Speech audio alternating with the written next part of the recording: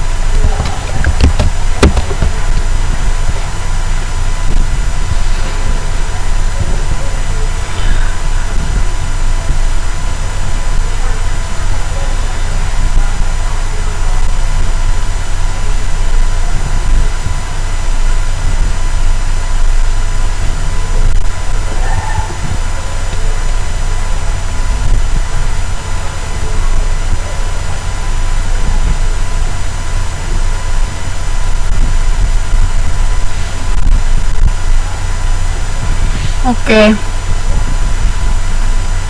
Yang lain ada yang bisa kasih contoh yang lain mungkin?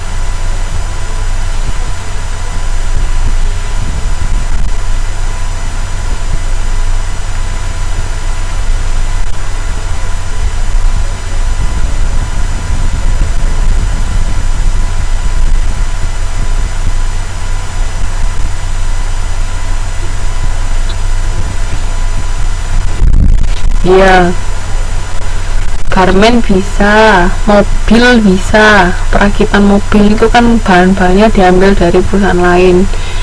Handphone itu bisa, jadi perusahaan ini tinggal ngerakit, tapi komponen-komponennya dihasilkan dari perusahaan lain. Itu maksudnya persediaan bagian produk ya. Jadi nggak semuanya kita produksi sendiri, tapi ada bagian dari perusahaan lain yang memproduksi. Nah ini gambarnya bisa dilihat di sini ya. Ini vendor pemasok, itu bahan mentah, bahan pembantu, bagian-bagian produk tadi. Iya, penerbangan bisa. Terus habis itu masuk ke barang dalam proses. Itu jadi satu, barang dalam proses baru barang jadi. Bikin pesawat, Mbak. Kalau bikin pesawatnya iya.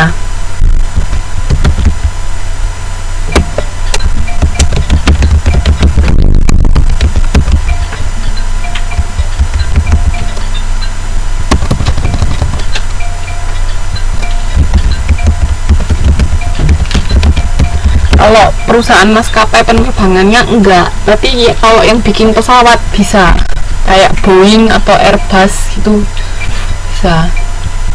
Mungkin rodanya dari mana, terus sayapnya dari mana, dia tinggal ngerakit bisa.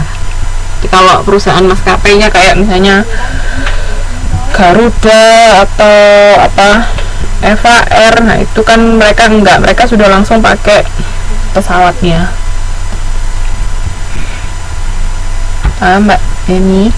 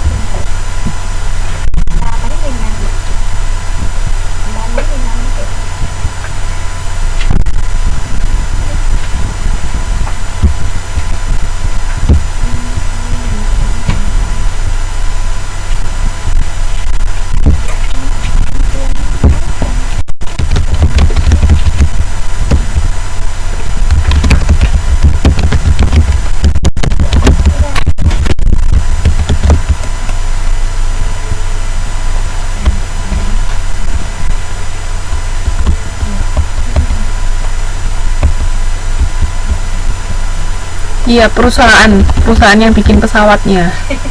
Jadi mereka perusahaan sendiri.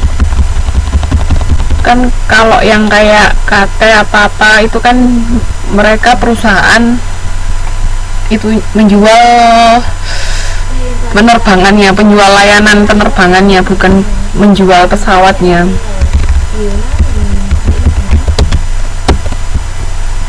Itu bedanya ya. Kan kalau yang kayak KP sama Eva dan lain-lain itu kan perusahaannya perusahaan jasa, yaitu perusahaan maskapai penerbangan. Tapi kalau kayak Airbus sama Boeing, dia perusahaan yang memproduksi pesawat. Di situ bedanya. Kalau yang satu perusahaan jasa, yang satu perusahaan manufaktur. Ya, Airbus sama Boeing itu manufaktur, tapi yang lainnya itu perusahaan jasa. Jadi beda ya. Terus kalau menurut fungsinya, sini ada batch stock. Kalau batch stock itu kita sengaja beli persediaan lebih banyak dari yang dibutuhkan untuk menjaga-jaga.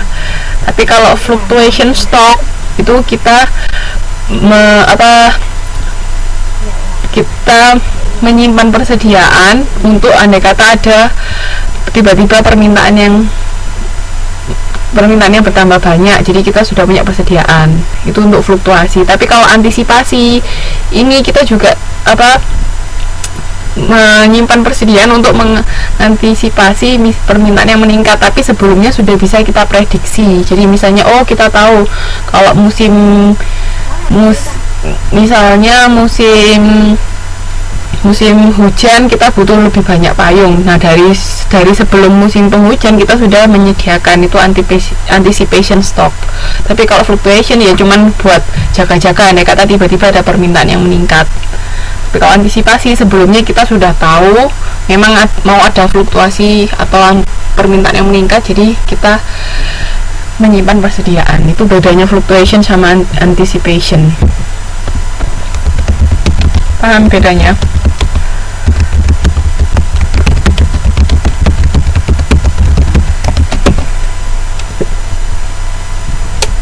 Kalau fluctuation ya kita tinggal aja Mbak, siapa itu tadi? Tinggal Bu, sorry. Jadi kita tinggal beli, tinggal menyediakan aja. Soalnya kan kita nggak